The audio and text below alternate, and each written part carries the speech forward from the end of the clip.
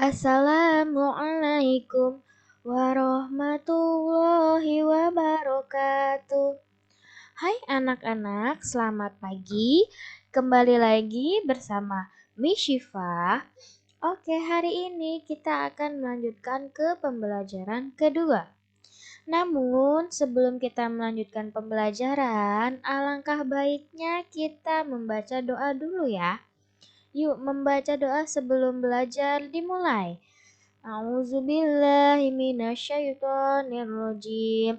Bismillahirrahmanirrahim. Rabbi zidni ilma warzuqni fahma. Ya Allah, tambahkanlah ilmuku dan pertinggilah kecerdasanku. Amin. Sekarang doa untuk kedua orang tua. Bismillahirrahmanirrahim. Allahumma gfirli waliwalidayya warhamhuma kama rabbayani shaghira. Ya Allah, ampunilah segala dosaku dan dosa kedua orang tuaku. Amin. Oke ya. Jadi seperti biasa sebelum kita melakukan suatu pekerjaan atau suatu kegiatan, ada baiknya kita berdoa dulu supaya apa yang kita kerjakan mendapat barokah, manfaat, dan pastinya mendapat ridho dari Allah Subhanahu wa Ta'ala. Oke ya. Jadi anak-anak, kalau kemarin kita sudah membahas tentang metamorfosis kupu-kupu ya. Terus ada gerak lambat, gerak cepat. Kemudian sikap yang baik antara kakak dan adik. Oke, kalau sekarang kita akan membahas tentang ini. Nah, ini kan sebenarnya penjas. Oke, Miss sedikit jelaskan ya. Di dalam olahraga itu ada gerakan non-lokomotor. Gerakan non-lokomotor itu adalah gerakan yang tidak berpindah tempat. Salah satu gerakannya adalah meliukan tubuh. Ya, meliukan tubuh itu seperti gambar yang ada di sini ya. Jadi badannya itu di bukannya diputer ya, maksudnya digerakin ke kiri atau ke kanan ya. Kemudian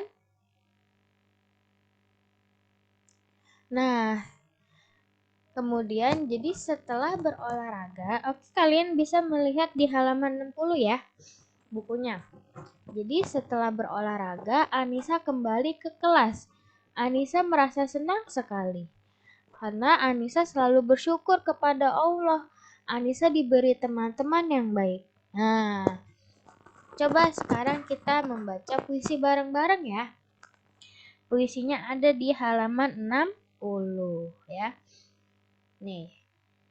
Sahabat sejatiku. Aku sedih, kau menghibur. Aku kecewa, kau membuatku senang. Dan bila aku tak bisa, kau pun mengajari. Sahabat, kau bagai malaikat bagiku. Kau bagaikan bidadari untukku. Semua kebajikan ada padamu.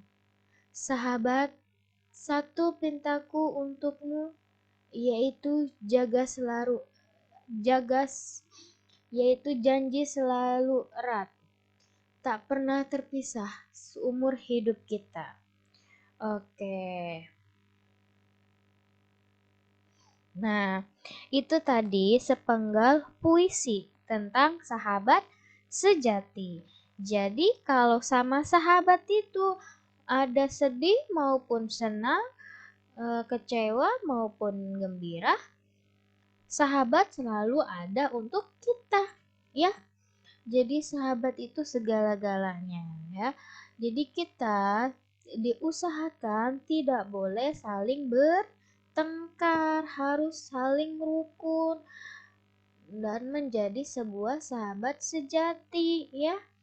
Karena kalau kita lagi kesulitan, lagi sedih, siapa yang akan menemani kita? Iya, benar, sahabat sejati ya. Pastinya kalian punya deh sahabat sejati. Nanti kalau sudah masuk ke sekolah, jangan saling bertengkar. Miss maunya nih satu kelas ini menjadi sahabat sejati. Kompak selalu sampai nanti kelas 6 SD di titian sampai lulus nantilah, pokoknya selama-lamanya akan menjadi sahabat ya. Jadi eh, Miss mau tanya, di puisi ini kira-kira eh, ada apa namanya, perasaan apa aja nih? Mana nih kata kalimat-kalimat yang menggambarkan eh, kesedihan? Ada nggak? Tidak ya. Jadi kalau sama sahabat itu selalu senang, selalu gembira ya. Oke, kita lanjut ya. Oke, ke pembelajaran ketiga. Halaman 62. Nah, di halaman 62 yaitu ada mensyukuri karunia Tuhan berupa keluarga ya. Jadi keluarga ini adalah nikmat yang Allah berikan, karunia yang sudah Allah berikan ya. Dengan adanya keluarga, kita saling rukun, saling menyayangi. Misalkan ayah dan ibu selalu menyayangi anak-anaknya. Begitu pula dengan anak-anaknya selalu menyayangi ayah dan ibu ya. Jadi dalam satu keluarga itu harus saling menyayangi, harus rukun ya. Jadi antara adik dan kakak tidak boleh bertengkar. Yuk anak-anak Miss yang masih suka bertengkar sama adik atau kakaknya, yuk kita sama-sama rukun ya. Kita harus berani meminta maaf duluan ya. Kalau kita punya salah atau kita nggak punya salah juga nggak apa-apa, minta maaf aja ya. Jangan malu. Kenapa? Supaya silaturahmi kita, hubungan kita dengan keluarga tetap rukun ya. Nah, di sini kita akan menyanyikan lagu bersama-sama. Kalian ada yang tahu nggak lagu Makan Jangan Bersuara? Nah, kita nyanyi bersama-sama yuk. Ya. Oke. Satu, dua, tiga. Yuk. Nah, ini kita nyanyi bersama-sama. Satu, dua, tiga. Sebelum kita makan, dek, cuci tanganmu dulu. Menjaga kebersihan, dek, untuk kesehatanmu. Banyak-banyak makan, jangan ada sisa. Makan jangan bersuara. Banyak-banyak makan, jangan ada sisa. Ayo makan bersama. Ya, sekali lagi. Sambil tepuk tangan dong. Sebelum kita makan, dek, cuci tangan dulu. Menjaga kebersihan, dek, untuk kesehatanmu. Banyak-banyak makan, jangan ada sisa. Makan jangan bersuara. Banyak-banyak makan, jangan ada sisa. Ayo makan bersama.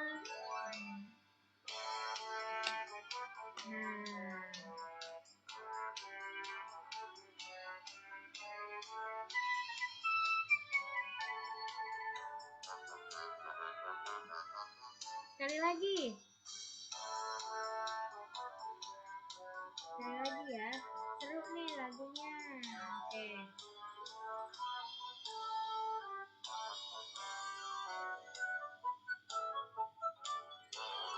Sebelum kita makan dek, cuci tanganmu dulu.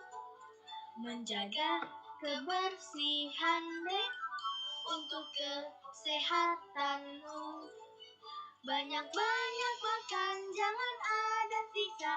Makan jangan bersuara. Banyak-banyak makan, jangan ada sisa. Ayo makan bersama. Banyak-banyak makan, jangan ada sisa. Makan jangan bersuara. Banyak-banyak makan, jangan ada sisa. Ayo makan bersama.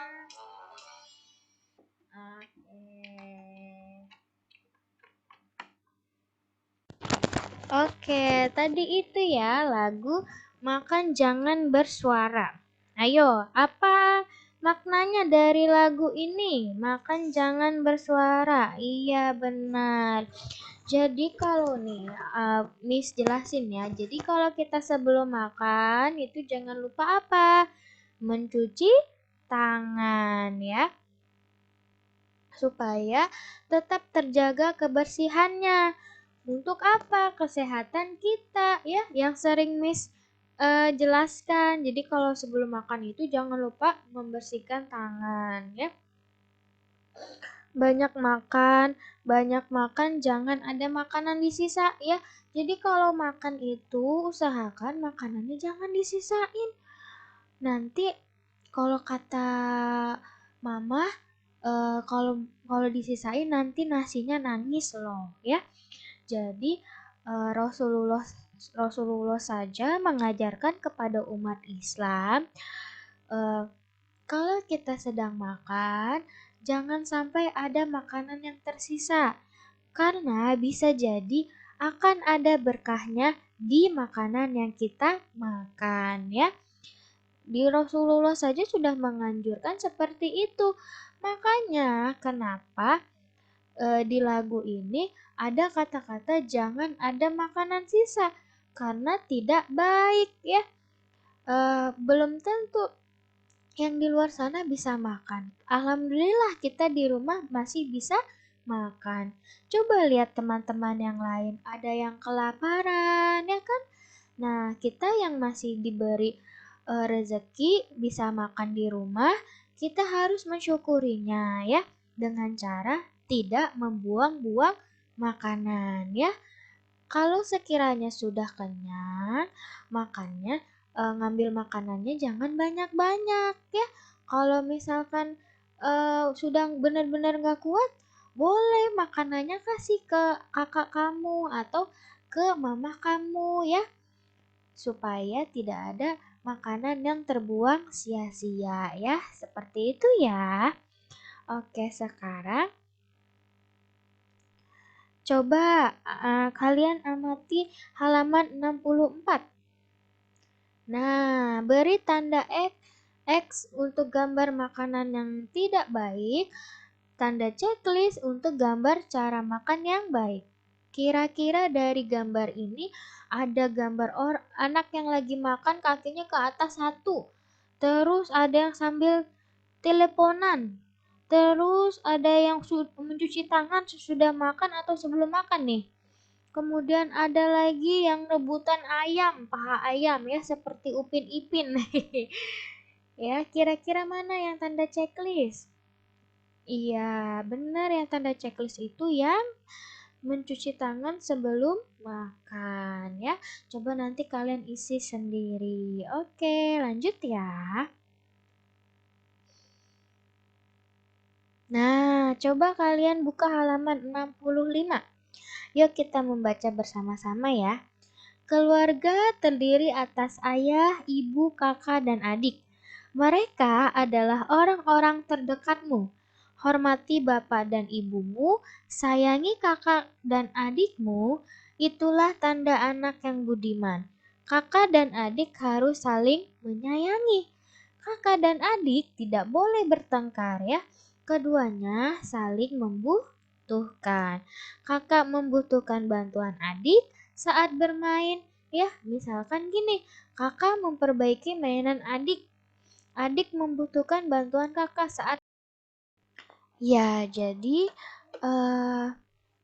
misalnya tadi saat mengerjakan pekerjaan rumah, ya. Jadi antara kakak dan adik harus saling membantu, harus saling rukun, ya. Karena satu sama lain saling membutuhkan, ya. Dari kecil sampai dewasa nanti. Oke, lanjut. Nah, perhatikan tabel berikut ini. Coba kalian lihat di halaman 66. Di sini ada gambar apa? Pensil, ada 11 pensil. Kemudian ditambah 2 pensil sama dengan berapa? 11 ditambah 2. Miss kasih tahu ya cara ngitungnya seperti ini. 11-nya di mulut, 2 di jari. Hitung deh habis 11, kelanjutan dari 11, 12, 13 ya. Jadi 11 ditambah 2 sama dengan 13 pensil. Oke? Seperti itu caranya. Kita usahakan jangan lihat gambarnya dulu ya, jangan hitung gambarnya. Tapi kita harus belajar hitung pakai jari dan otak ya. Nanti siapa tahu ya di soal ulangan atau di soal latihan itu suka nggak ada gambarnya. Jadi kalau misalkan nanti Miss kasih soal tidak ada gambarnya, kalian tidak kaget lagi ya karena Miss sudah mengajarkan cara ngitungnya. Oke? Lanjut. Nah, ini penjelasannya ya. Tuh, dari 11 dilanjutkan 2 lagi, maka kita hitung dari 11, 12, 13. Nah, di sini juga sudah ada ya ternyata. Miss aja belum ngeklik loh. Udah ada setelah Miss jelaskan ya. Jadi tadi caranya gimana? Yang besarnya di mulut taruh di mulut, terus yang paling kecil ditaruh di tangan ya. Terus ngitungnya setelah angka yang ada di mulut. Misalkan kalau di angka yang di mulut ada 11, ya udah kalian terusin aja. Habis 11, 12, 13. Gitu ya cara ngitungnya. Oke, kita lanjut. Oke. Nah, di halaman 66 juga kan di sini ada krayon ya. 13 krayon dikurang 2 krayon. Nah, kalau dikurang berarti diambil ya. Hitung mundur. Oke. Caranya bagaimana? 13 di mulut, hitungnya mundur. 2 di jari tetap ya. Kalau tadi hitungnya maju, kalau ini mundur. Coba sebelum 13 berapa? Iya 12, terus sebelum 12-nya lagi 11 ya. Jadi 13 dikurang 2 sama dengan 11 ya. Jadi gini konsepnya. Kalau ditambah kita hitungnya maju ya, bersama-sama. Kalau dikurang kita hitungnya mundur ya. Ingat, angka yang terbesar kita taruh di mulut. Nah, angka yang kecil kita taruh di jari-jari kita. Baru deh dihitung ya, seperti itu ya. Nah, di halaman 67 juga sama penjelasannya, contohnya juga ya. Seperti yang tadi sudah Miss sampaikan. Oke, untuk tugas nanti Miss kasih di jam berikutnya ya, di jam ketiga di tematik. Oke. Jadi tadi kita sudah membahas apa aja? Iya, sudah membahas tentang puisi tentang sahabat. Terus kita juga sudah membahas tentang eh, tata cara makan yang baik ya. Sebelum makan itu sebaiknya kita cuci tangan ya. Terus makanannya juga tidak boleh ada sisa ya. Seperti itu. Oke, terus tadi juga kita sudah belajar matematika, penjumlahan dan pengurangan. Oke. Untuk pembelajaran pertama, Miss cukupkan sampai saat ini. Kurang lebihnya penjelasan dari Miss mohon maaf. Wabillahi taufiq wal hidayah. Wassalamualaikum warahmatullahi wabarakatuh.